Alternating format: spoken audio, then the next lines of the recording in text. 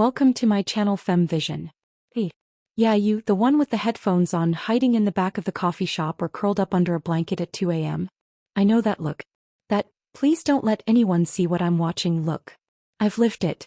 I'm about to crack open the most mortifying, electrifying, soul-shaking weekend of my life, and I'm not going to sugarcoat a single second. This isn't just a story. It's a confession. A diary entry I never meant to read aloud. But here we are. So lean in. Let me take you inside my head, my heart, my trembling knees.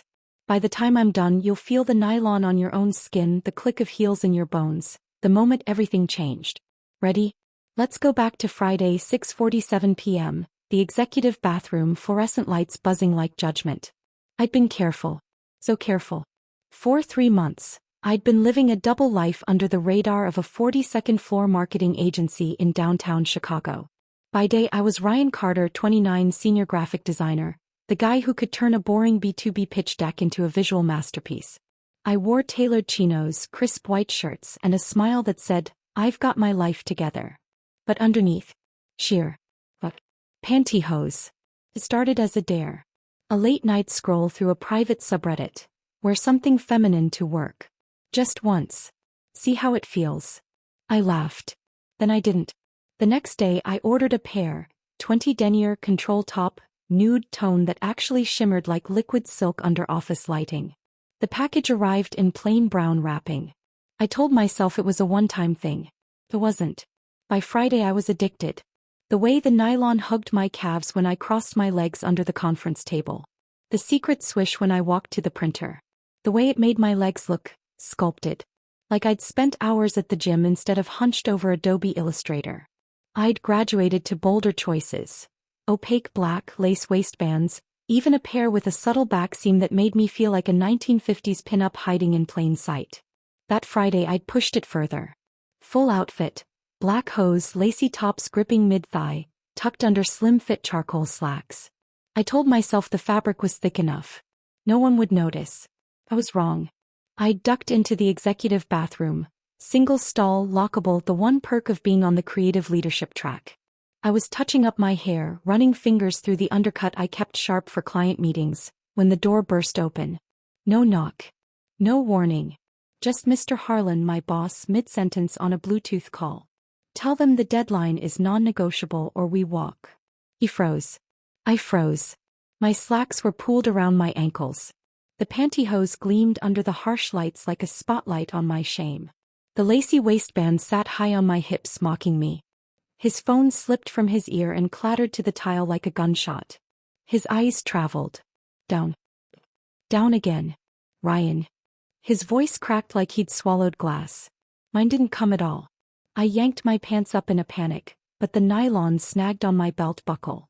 A tiny rear-up echoed in the silence. A run shot up the side like a lightning bolt of doom. I can explain, I stammered, but the words dissolved. Explain what? That I'm a freak? That I like how it feels? That I've been lying to everyone, including myself? He held up a hand, face cycling through emotions like a loading screen. Shock, confusion, disgust? Something else. Curiosity? Amusement? Conference room. 5 minutes. Then he was gone. The door clicked shut like a prison cell. I stared at the mirror. Cheeks flaming. Eyes wide. The faint outline of the hose still visible through my now wrinkled khakis. My brain screamed. Run. Pack your MacBook. Fake a family emergency. Delete your LinkedIn. Vanish into the suburbs. But my legs wouldn't move. Instead, a traitorous thought whispered. He saw. It's real now. I splashed ice-cold water on my face. It did nothing. The heat radiated from my skin like I'd been branded. Internal monologue on overdrive. You absolute idiot. You pushed it too far. Game over. Career over. Life over. The 42nd floor was eerily quiet. Most of the team had left for happy hour.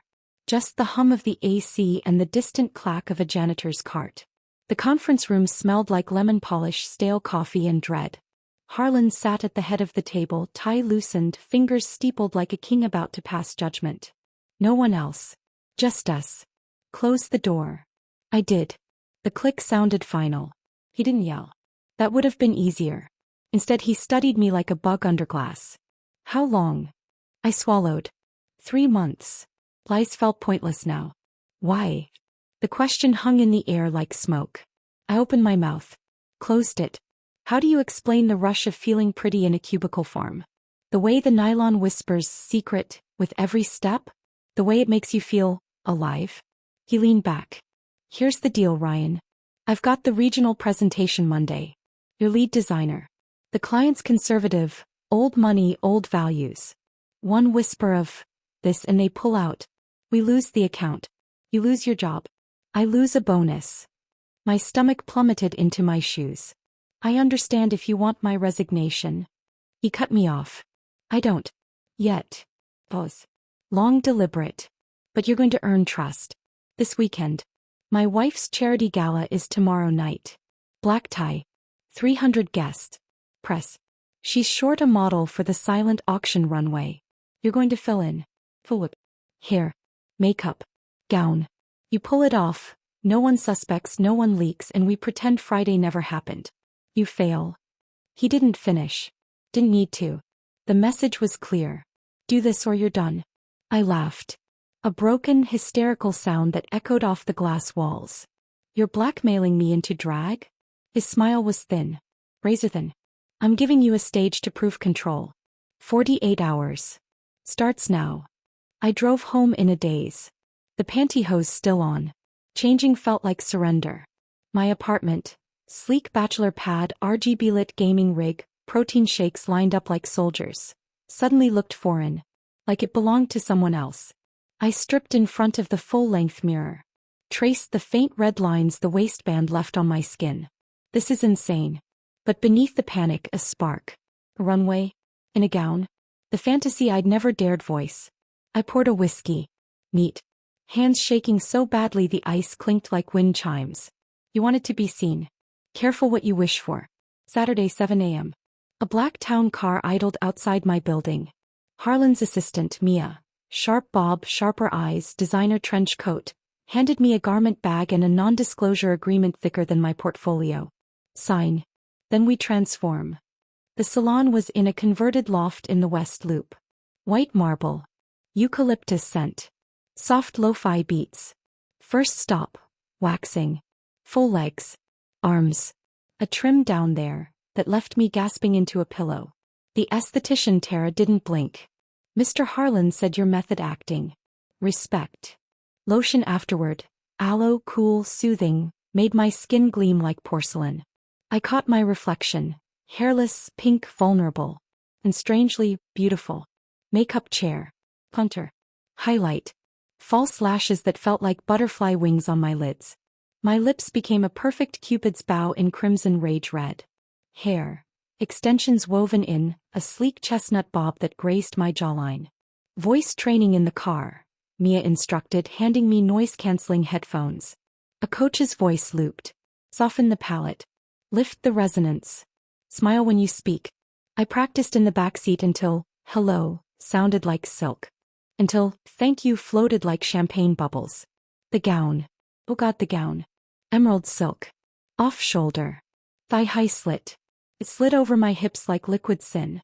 The slit revealed a flash of waxed thigh with every step. Heels. 4 inches strappy impossible. Mia adjusted the built-in corset until I could barely breathe. There. Meet Riley. The mirror showed a stranger. Elegant. Poised. Terrifyingly convincing. My phone buzzed. Harlan. Car leaves in 20. Don't disappoint. The venue was the Drake Hotel ballroom. Crystal chandeliers dripping light onto champagne flutes and diamond earrings. I clung to Mia's arm as we entered, pulse drumming in my ears like a club bass line. Heads turned. Whispers followed. Who is she? New money. Influencer. A photographer snapped candids. I smiled like I belonged. Smiled like I wasn't Ryan in a dress. Smiled like I wasn't one wrong step from ruin. The runway was a raised platform circling the silent auction tables. My turn. Cue music. Slow, sultry R&B, The Weekend low and throbbing. One foot in front of the other. Hips swaying. Slit flashing. The silk whispered against my thighs. Pantyhose underneath, sheerer than skin shimmering under the lights. Applause rippled.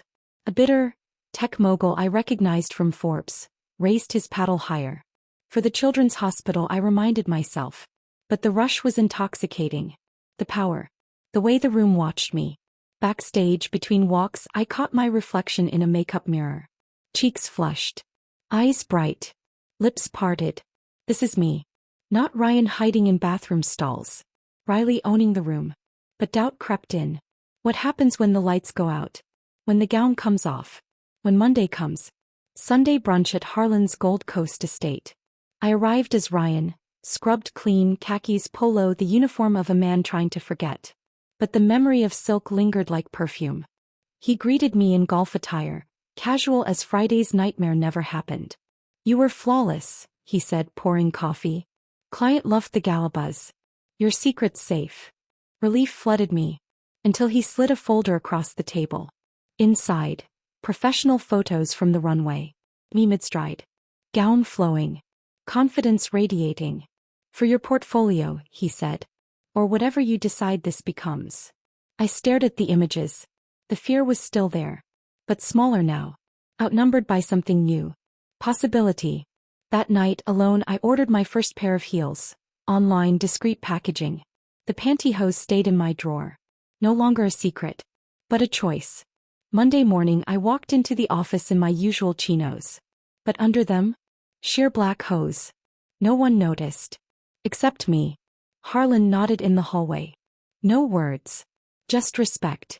I killed the presentation. The client signed. I got a bonus. But the real win? That night in my apartment, I slipped into the emerald gown again. Just to see. Just to feel. The heels. The lipstick. The mirror. And for the first time I didn't flinch. I smiled. Here's what I learned in those 48 hours. Shame thrives in shadows. Step into the spotlight, even forced, and it loses power. I'm still Ryan at work. Still killing deadlines. Still the guy who brings donuts on Fridays. But sometimes, on quiet evenings, Riley borrows my legs for a spin around the apartment. And when the music plays, I don't hide anymore. If you're watching this, clutching your own secret, know this. The stage is scary. But it's also where you find your stride. Take the step. I'll be cheering from the wings.